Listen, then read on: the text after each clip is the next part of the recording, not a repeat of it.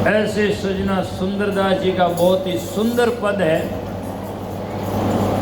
दादू साहब के शिष्य सुंदरदास जी हुए, वो कहते हैं संत समागम करिए भाई। संतों का समागम, संतों का संग करना चाहिए। संतन के संग लाग रे तेरी अच्छी बनेगी।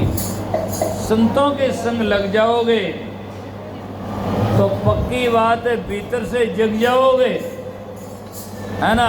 बाहर से तो बहुत सारे लोग जगते हैं लेकिन दिन दिन दुखों में लगते हैं, लेकिन भीतर से जब जाग जाते हैं तो राम जी के भजन में लाग जाते हैं और उनके दुख सब भाग जाते हैं साथ। इसीलिए संत समागम करिए भाई।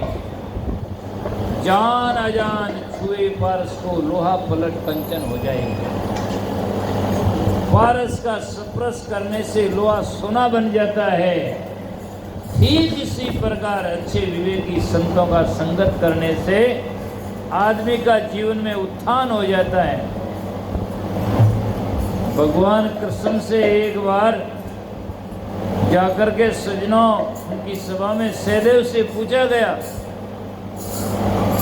कि मानव जीवन का उत्थान और पतन क्या है, तो एक ही शब्द में उत्तर दिया, सत्संग जीवन का उत्थान है और कुसंगति जीवन का पतन है। कुसंगत करना शुरू कर दिया तो आज नहीं कल पतन होगा, विनाश होगा, और सत्संग करना शुरू कर दिया तो जीवन का उत्थान हो जाएगा।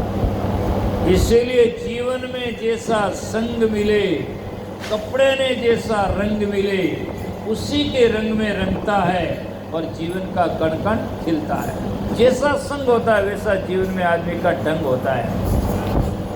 नशेड़ी का संग करेगा तो नशा सीखेगा और ज्ञानी का संग करेगा तो ज्ञानी है तो ज्ञान बिचाने, ज्ञानी का संग से ज्ञान सीखेगा।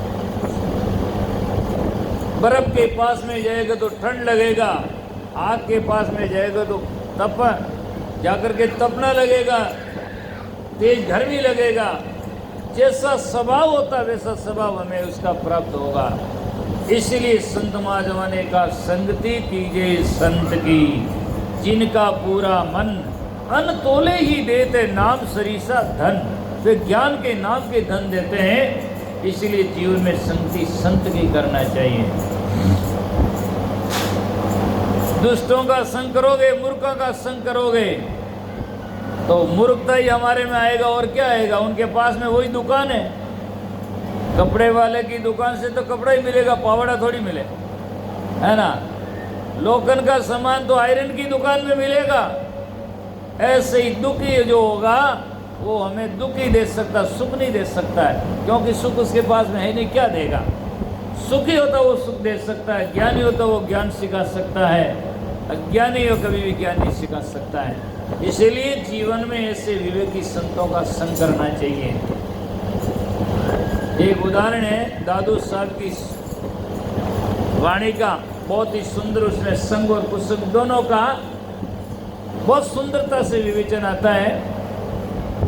पहले साथी मुस्सा झलता देखिया दादू हंस दयाल, मान सरोवर ले चलान पंखा काटे काल।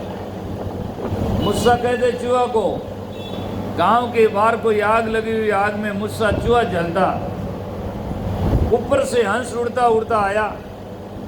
हंस के मन में करुणा होती है, दया आई, बेचारा जल रहा है, इसको बाहर निकाल दें। उसने उसके मुंह पूंछ पकड़ के बाहर निकाला और दया आई, अपने पंखों में बैठा लिया, भलाई किया। हंस ने उसको बचाया, अपने पंखों में बैठाया और वहां से उड़ा। हंस ने उसका भला किया, लेकिन दुर्जन स्वभाव वाले चूहे ने पीछे बैठे बैठे हंस के पंख काटने शुरू कर दी। चूहा के तो काटने की आदत होती है, हमारे घरों में देखते हैं चूहे घुस जाते, खाते कमन काटते, है ना। तो चूहे की काटने की आदत है। चूहा बैठा बैठा, और तो कोई था नहीं, और उस हंस के पंख ही काटना शुरू कर दिया।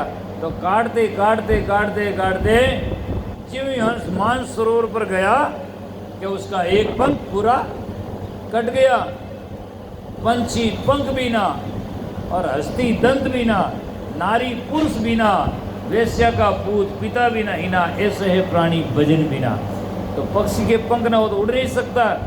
एक पंख जब कटा को ज्यों ही जाकर के नीचे सरोवर में गिरा और मरना पड़ा, और चूहा तो मरता ही है। अब देखो इसमें उदाहरण कितना सुंदर है। दुर्जन स्वभाव वाले चूहे की संगति हंसने भले ही करुणा के भाव से किया, लेकिन फिर भी अपने पंख कटवाकर मरना पड़ा। और चूहे के मन में थी नहीं कि मैं हंस का संग करूं, जबरदस्ती संग हुआ। इसके कान से चूहा मानसरोवर में जाकर मरा नहीं, उसकी 7 पीढ़ी नहीं जा सकती, है ना। तो संगति का प्रभाव, तो चूहे ने हंस का संग किया बिना मनी, फिर भी जाकर के मानसरोवर में जा मरा। और हंस ने भले ही करुणा के भाव से उसकी कुसंगत दुष्ट का संग किया, इसलिए पंखे कटवाकर मरना पड़ा। इसीलिए संत महात्मा कहते हैं जीवन में संगत का हमें बड़ा विचार करना चाहिए, अच्छे सज्जन की संगत करनी चाहिए। जानवर में भी असर पड़ता है। एक तोता ने संत को खरीद लिया, कहता राम राम करो, और एक तोता ने जाकर के डाकू ने खरीद लिया, आओ जाओ मारो काटो खाओ। बस तोता ऐसा जानवर जो सिखाता वो बोलता है। ऐसे ही हमारा जीवन में जैसा मन में जैसा संग करेंगे वैसा हम सीखना शुरू हो जाएंगे। इसीलिए जीवन में प्रारंभ से ही अच्छे विवेकी संतों का संग करना चाहिए। आगे हमारे संत इतिहास में रत्नाकर जैसा डाकू होता है, एक एक जीव को मारकर कंकर भरता है, कुआं भर देता है। और वो रत्नाकर डाकू जब सप्त ऋषियों का संग करता है तो वही रत्नाकर वाल्मीकि ऋषि बन जाता है। आज हमने कंकर थोड़ी भर दिए हैं, कुआं थोड़ी भर दिया है, फिर भी हम संतों का संग करें तो क्यों नहीं जीवन बदलाव होता है। तो इसीलिए जीवन में हमें जाकर के संतों का संग करना चाहिए। रत्नाकर डाकू वाल्मीकि ऋषि बन जाता है, अंगुलीमाल संत महावीर का संग करके संत बन जाता है, और पिता जैसा कई डाकू होते हैं और संतों का संग करके जीवन बदल जाता है। और यदि आज हमारा जीवन न बदले तो या तो एक्चुअली संत नहीं मिलते होंगे, यार संत मिलते हैं तो हम जीवन में उनकी बातों को धरते नहीं होंगे, इसलिए जीवन बदलता नहीं है, बल्कि पक्का निश्चित है संतों का। तुलसीदास जी रामायण में लिखते हैं, सत सुधरे सत्संगति पाई, परस परस कुधात सुहाई। सत सुधरे सत्संगति पाई, पारस परस कुधात सुहाई। पारस का सप्रस करने से कुदात लोहा सोना बन जाता है। ठीक इसी प्रकार मूर्ख संतों की संगत करने से, मूर्ख पढ़ते वेद संतों के दरस से, मूर्ख वेद पढ़ना शुरू हो जाते संत महात्माओं के दरस से। ये संत महात्मा का है। मुद मंगल में संत समाजो, जो जग जंगम तीर्थ राजो। संत महात्मा लिखते हैं, तीर्थ सोई पाप से तारक। तीर्थ क्या है? जहाँ पानी भरा हुआ नहीं, पानी भरने से तीर्थ नहीं होता है। तीर्थ सोई पाप से तारक, और पाप सोई मन मध्य विकारा। जो मन में विकार है वो पाप है, और उसको कौन मिटाता है? तीर्थ सोई पाप से तारक, पाप सोई मन मध्य विकारा। सो तीर्थ सत्संगत सत्य है, दुर्गुण छूटत लगे इन वारा। सो तीर्थ सत्संगत सत्य है, वो सत्संग तीर्थ सत्य है जहाँ दुर्गुण छोड़ते टाइम नहीं लगता है। इस संत महात्मा का सत्संग का पराक्रम है। इसीलिए संत महापुरुष कहते हैं, संत समागम करिए भाई, जान अजान छुए पारस को तो लोहा पलट कंचन हो जाई। नाना विधि बनराय कहावे। अनेक प्रकार के जंगल में झाड़ वृक्ष होते हैं, और उसके साथ में चंदन भी होता है, और जो चंदन की सुगंध इसमें सब वृक्षों में समा जाती है, क्योंकि चंदन की सुगंध भेदक होती है और उनके पास में वृक्ष रहते हैं। इसलिए तो आप वेली में सुनते हैं, चंदन उगो बावनो वेली खुशी भई बन रहाई। आप चंदन औरों ने करें सुगंध चंदन रे माई। संगति कीजिए निर्मल साधरी, जन्म मरण मिट जाए। संत महात्मा का संगत करेंगे तो हमारा जन्म मृत्यु से चक्र से मुक्त हो जाएंगे, है ना। तो ये है संत महात्मा का सत्संग। पर हर जगह दो पक्ष होते हैं। चंदन की सुगंध सब में जाती है पर एक में नहीं जावे। मालूम है बांसड़ा में कभी नहीं जाए। क्यों नहीं जाती है? कबीर साहब की मौलिक ग्रंथ बीजक में लिखा है, मलयागिरी की बास में बेदा ढाक और पलास, ढाक और पलास जैसे वृक्षों में मलयागिरी चंदन की सुगंध चली जाती है, लेकिन बेना कबून बेदिया जुग जुग रहिया पास। बेना कहते बांस में वो कभी वेदक सुगंध नहीं जाती है, युग युग वो पास है तो उसमें नहीं जाती है। क्यों नहीं जाती है? उसमें 4 दुर्गुण होते हैं। तो जिनमें 4 दुर्गुण होते हैं उनमें संतों रूपी चंदन की सुगंध कभी भी नहीं जा सकती है। वो सुना देता हूँ। साकी से मालूम होता है कूड़ ऊंचो, चंदन छोटा होता है और बांस बहुत हाइट में ऊंचा होता है, इसलिए इतनी सुगंध नहीं जाती। ये तो है दृष्टांत। दाष्टांत ये है कि जिनके परिवार उच्च होता है, जाति मजहब में होता है, मैं तो क्षत्रिय हूँ, मैं ब्राह्मण हूँ और मैं हूँ, उसमें संतों की सुगंध नहीं जाती है। अहंकार होता है। एक दिन एक वैसा मिलिया मैंने संता रामाराज में गया, रामाराज क्या कौन हो? मैं दिखो बच्चे कह रहे हो, कहते तो बढ़िया महाराज मैं तो जाती हूँ महाराज जन्म ही महाराज आ जन्म कोई महाराज वे जन्म महाराज 5 हनुमान छठ ने मंगलवारी नु आगे कहीं है? जन्म से कौन क्या होता है? जन्म से तो मनुष्य मनुष्य होता है। और देखो एक एक मजहब और संप्रदाय की बातें सब लोग कहते रहते हैं, लेकिन जाकर के सजना मनुष्य की महत्ता जन्म से नहीं होती है, मनुष्य की महत्ता कर्म से ही होती है। चाहे ब्राह्मण जाति में जन्म लेकर यदि शराब पिए, खराब पिए और झूठ झाट करेगा तो क्या उसका महत्व होगा? नहीं हो सकता है। और एक क्षुद्र जाति में जन्म लेना वाला यदि जीवन में सत्संग करता है, भक्ति भजन करता है, लोगों का परोपकार करता है, तो उसकी दुनिया में नाम होता है। इसलिए काम से महत्ता होती है, न केवल मजहब से। और यदि कोई संप्रदाय में अच्छा ऊंचे कुल में जन्म लेकर यदि अच्छा करता है तो बात ही क्या है, सोने में सुगंध के समान होता है। लेकिन ज़्यादातर अहंकार होता है, इसलिए उसमें चंदन की सुगंध नहीं जाती है। कुल ऊंचोन आपे अग्नि, यदि थोड़ी चली भी जाए तो बांस में आपस में घर्षण होता है, तो घर्षण एक सुगंधी खत्म हो जाती है। अर्थात मैं अंदर में गर्व होता है तो अहंकार होता है, इसलिए जाकर के उसमें वो सुगंधी जाती नहीं। आज जैसे पानी के नल के पास में हम जाते हैं तो नल होता तो जड़ है, लेकिन नल का मुंह नीचा होता है। जाते हैं तो नल का मुंह नीचा होता है तो नल उपदेश करता है, नर और नल नीर की दोनों की गति एके होई, जेते नीचा वे चले तेता ऊंचा होई। नल के पास में जाओ तो नल कहता पानी पीना तो मुंह नीचा करो, ऊंचो कर दे, नहीं पानी नहीं पी सके। तो नीचा होता भर पिए और ऊंचा प्यासा जाए, ऊंचा रहता है उसका मुंह ऊंचा रहता है, वो पानी पी नहीं सकता है। पानी पीने के लिए मुंह नीचा करना पड़ता है। तो नीचा नीचा सब तेरे राम भजनाधीन और जाति के जाकर के अभिमान से डूबे बहुत कुड़ी, जाति के अभिमान से बहुत सारे लोग डूब जाते हैं। तो जाकर के सजना बात ये रहती है, हाँ बैठो सब जगह मिले जहाँ, और आगे किसी को जाओ इधर आ जाओ, यहाँ पर यहाँ जगह पड़ी है, आगे किसी को जाओ भाई, हाँ और आ जाओ, बस हल्ला मत करो, आगे किसी को जाओ। तो संत महापुरुष कहते हैं जाति के अभिमान से बूढ़े बहुत खुले। भाई साहब इधर देखो मेरी तरफ, ओ भाई साहब आगे सिंह वगैरह नहीं, आगे जाओ और डरो मत जाओ, हाँ तुरंत आगे जाओ, आगे पीछे बैठने वाला चित्र से बैठे। तो संत महात्मा का कुल ऊंचो आपे अग्नि पोल भरमना माई, भीतर में बांस में तीजे वो गुण है कि उसमें पोल थोता है। अटे महाराजगंज आवे तो लोगों में भरम है, कई तो लोग के महाराजगंज किया तो सब छुड़ाए दे, सब कहीं छुड़ाए दे, सब नहीं छुड़ावे।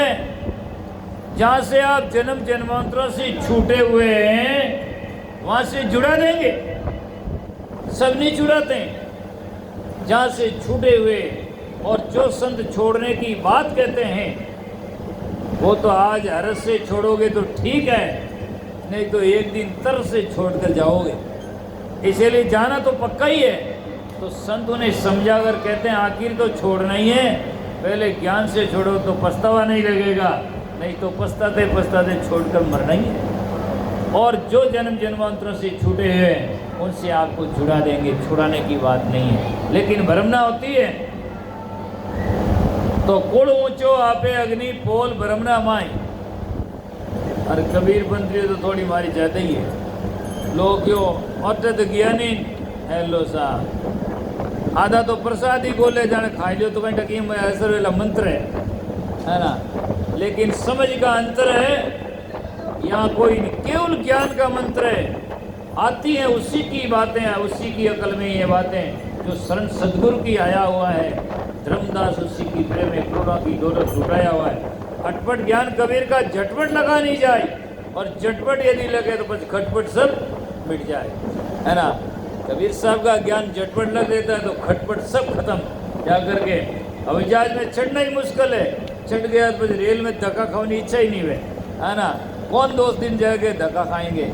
जिसको बात समझ में आ जाएगी फिर जाकर के सजना टूटने का सवाल नहीं होगा।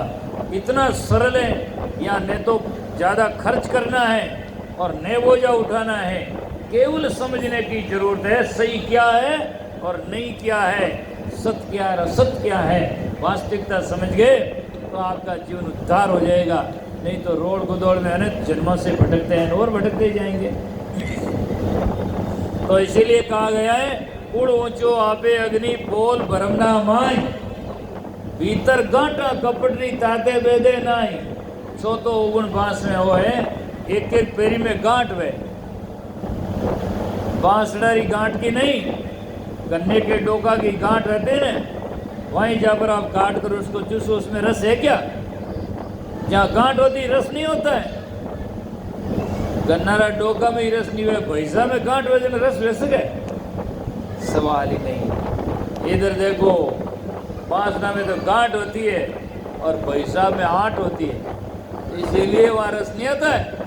रस तो सीधा होता है, वहाँ रस भरा जाता है। इसीलिए जिसके जीवन में सरलता होती है वहाँ प्रेम का संचार होता है, वहाँ भक्ति ज्ञान का संचार होता है।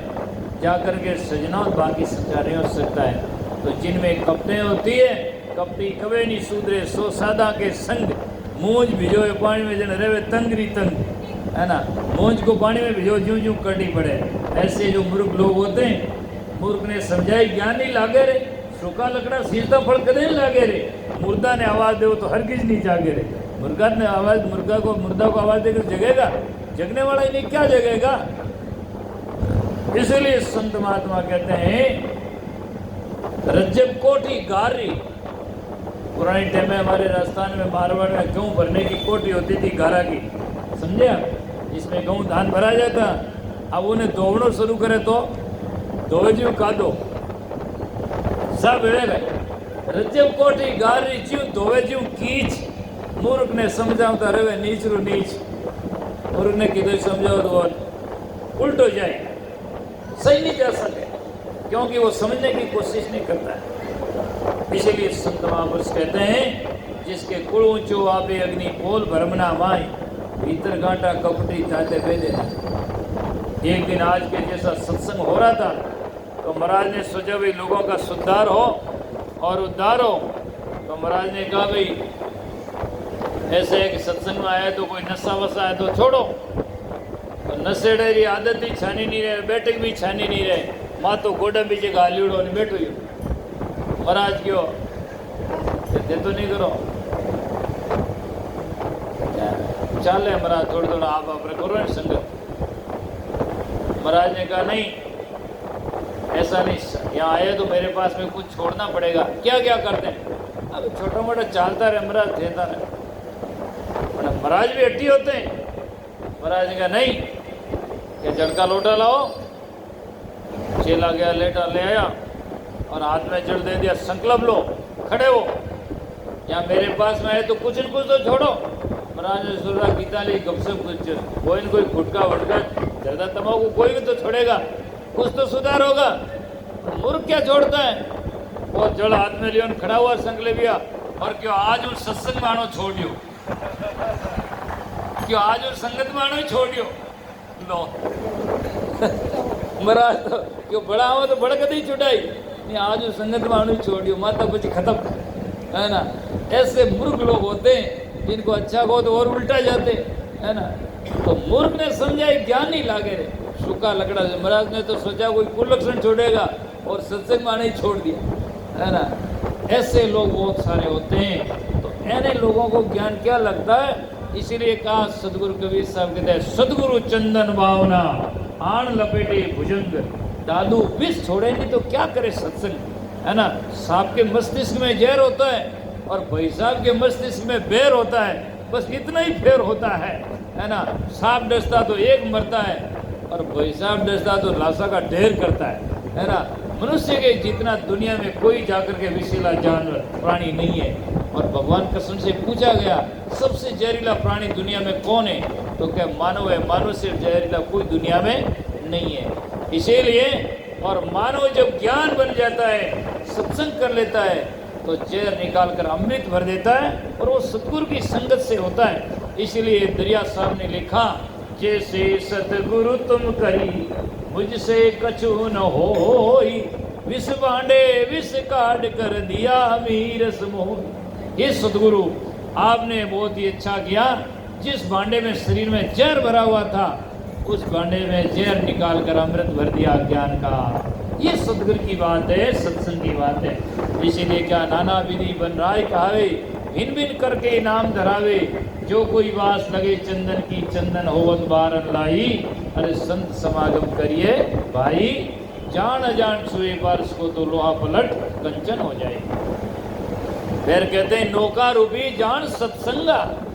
ये सत्संग कैसा? नौका, नाव, बोट, क्या कर गए बोट देवे जी को नहीं, पंडुबी बोट जो चलने वाली। तो इसीलिए इस नौका में जो बैठता है तो सजना भवसागर से पार हो जाता है। पानी में तैरने के लिए नाव की जरूरत है, जहाज की जरूरत है, पर इस भवसागर से तरने के लिए गुरु महाराज की जरूरत है। इसीलिए जहाज तारता है और गुरु महाराज इस भवसागर से तारते हैं। इसीलिए एक संत कहते हैं, गुरु जग में लियो उतारो, जीवाने पार उतारो, मुझे आयो भरोसो भारो, अब छोड़ू नहीं शरण तुम्हारो। आपका शरण मैं छोड़ूंगा नहीं, मुझे भवसागर से पार कर दो। ये सतगुरु जहाज है और इनमें भी अलग अलग महाराज है। कई तो छोटा नाव ढूंढ का है ढूंढा, जिसमें एक दो बेवे, कोई नाव है जिसमें हो 200 बेवे, और कई शिप जहाज है जिसमें हजारों लोग बैठे हैं। महाराज सुखराम जी ने वाणी में लिखा, नौका संग 100-200 और लाखों तारे जहाज, जन सुखिया गुरु ढूंढ का करे आपनो काज। गुरु ढूंढ का जैसा वे नहीं गुरु, तो वे आप तीरेन को एक आदन वाली खास ले, और नौका वह जी की जहाज वे तो जाकर के सजनों 100-200 तार देती है पानी में, और जो जहाज होता है वो लाखों आदमियों को अंदर में बैठा देता है। ऐसे संत भी उनकी दर्जा होता है। एक चक्रवर्ती संत हैं जैसे सदगुरु कबीर साहब, समूचे भारत में नहीं समूचे विश्व में प्रचार है कि एक सदगुरु कबीर साहब है, जिससे मीरा हुई पूरी दुनिया में प्रचार है। और कोई संत का प्रचार एक गांव 2 गांव में है, कोई एक का जिला में, कोई स्टेट में है, आगे नहीं है। ऐसे भी संत की जैसे एक जाकर के तारा कितना चमकीला होता है और एक का में, इसी प्रकार से संत की कीर्ति और उनकी साधना में भी फर्क होता है। इसीलिए संत महात्मा कहते हैं, नौका रूपी जान सत्संगा, जामे सब कोई बैठो आई, और उपाय नहीं तिरने की सुंदर काटी राम दुहाई। दूसरा तिरने का कोई उपाय नहीं है। सुंदरदास जी कहते हैं, मैं राम की दुआई सौगंध खाकर कहता हूँ कि संतों की सत्संग के सिवाय दूसरा तिरने का कोई साधन नहीं है। यदि आप तिरना चाहते हो और भवसागर से सजना इस धोखा से, मानो जन्म है मारवाड़ी में क्या चौका और बहुत ही सुंदर है मौका, और नहीं समझा तो अब क्या है धोखा, है न। इसीलिए आज मनुस्तन पायो, आज समझ जाओ लोग के काले करा काल अटकुण करी काले में तो जाऊं इन वास्ते काले की बात नहीं चले। काल करे सो आज करे सो अब, पल में पर ले हो गई हो नहीं करेगा कब। इसलिए काल तो कभी आता ही नहीं। काल को होता है क्या? नहीं। त्याटे घना सब दुकानदार आधे दुकानदार में लिखियोड़ो रहे आज नगद कल उधार। 3 दिन फिरियो भाई साहब के काल आज तो उधार है कि आज उधार को नहीं काल उधार है, आज तो नगद है ना। इन वास्ते कोई काल आता है न कोई खाता है। इसलिए आज के ऊपर और संतों ने दूसरा दो जोर दिया महाराज के ऊपर। आज को समझो और महाराज को समझो। महाराज को समझोगे तो क्या करना वो समझ में आ जाएगा, और आज को समझोगे तो करना शुरू कर दोगे तो इसलिए कल सुधर जाएगा। नहीं तो समझो कोई बात समझ में नहीं आएगी। तो बहुत ही सुंदर बात आपने समझा।